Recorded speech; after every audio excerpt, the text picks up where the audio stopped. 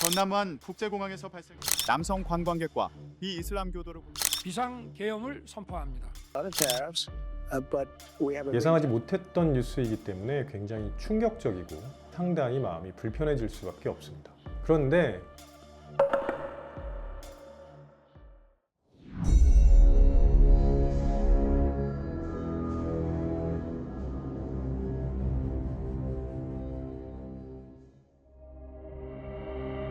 사이코패스 나르시시즘 인격적 장애의 일종 자신의 성공을 위해서는 가리지 않고 나쁜 짓을 저지르며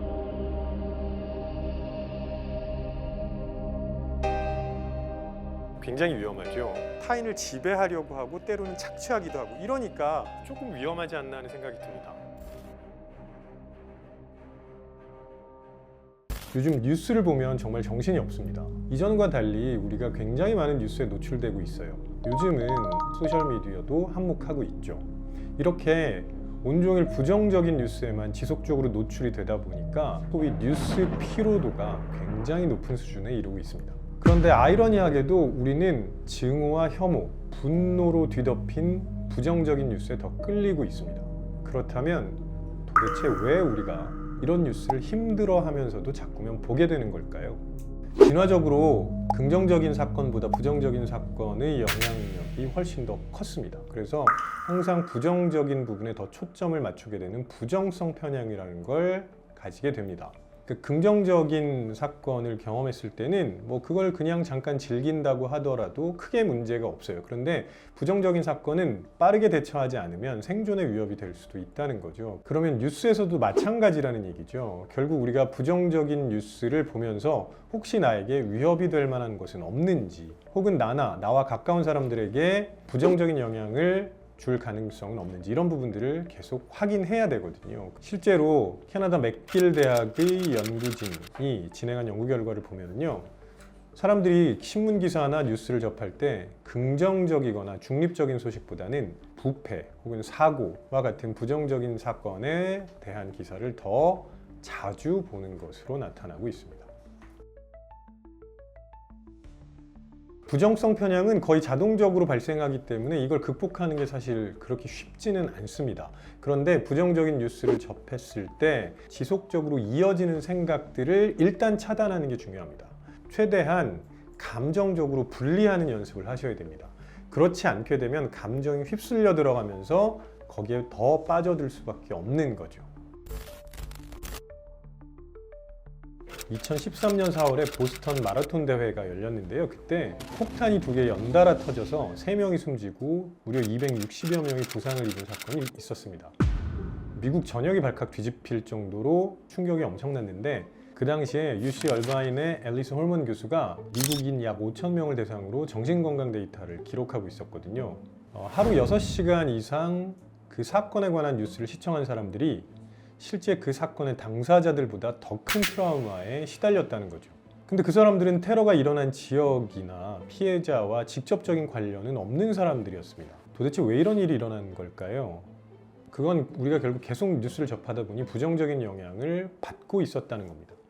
여기서 아주 큰 영향을 주는 요인 중에 하나는 가용성 폭포라는 겁니다. 그러니까 우리가 뉴스를 접할 때마다 그것과 관련된 이미지 혹은 피해자, 이야기, 이런 것들을 나도 모르게 계속 떠올리게 되고요. 그게 훨씬 더 생생하게 다가오기 시작합니다. 그리고 그런 걸 연이어 접하게 될수록 점점 더 증폭이 됩니다. 그래서 실제 피해자들보다 그 뉴스를 지속적으로 접한 사람들이 훨씬 더 큰 트라우마를 겪게 되는 거죠. 이걸 이제 정서적인 공감이라고 하는데요. 인간은 다른 사람의 고통을 볼 때 자기도 같이 고통을 느낍니다.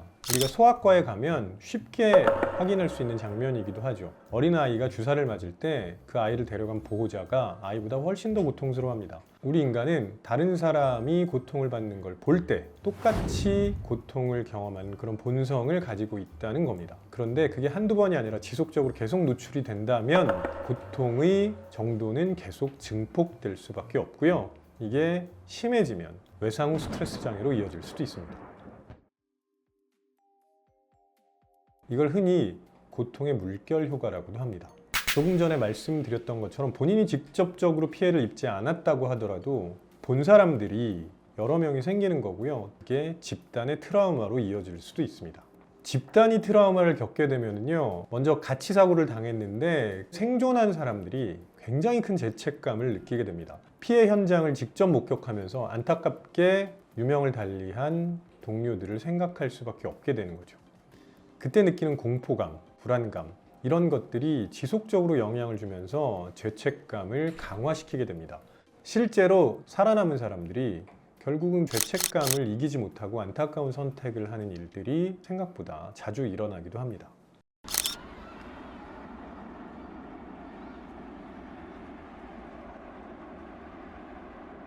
잠잠했던 코로나19가 재확산 조짐을 만취한 20대가 길 가던 60대를 묻지마 폭행하는 사건이 또 벌어졌습니다.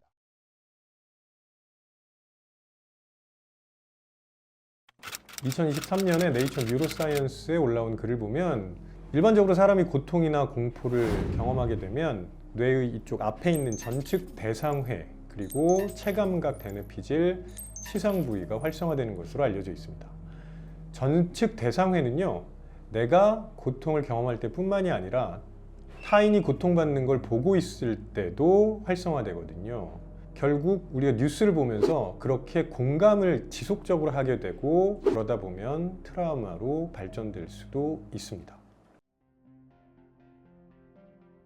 뉴스를 보지 않고 완전히 회피하면 세상과 멀어지기 때문에 이게 과연 바람직할까 하는 생각을 할 수밖에 없는 거죠. 그렇지만 뉴스 다이어트를 하는 거는 의미가 있다고 생각합니다. 비슷한 뉴스를 여러 개 계속 보는 거, 그런 거는 좀 피하셔도 될 것 같아요. 그래서 웬만하면 알림 끄시고요, 내가 정한 시간에만 들어와서 뉴스를 확인하는 방법이 훨씬 더 나을 거라고 생각합니다. 소셜미디어를 일상적으로 사용하게 되면서 우리는 굉장히 많은 정보를 빠르게 습득할 수 있게 되었지만 동시에 뉴스에 둘러싸여서 살아가고 있습니다. 스마트폰으로 뉴스만 지속적으로 보실 게 아니라 사람들을 만나면서 뉴스에 관한 이야기를 나누시면 그래도 좀 더 낫지 않을까 생각을 해봅니다.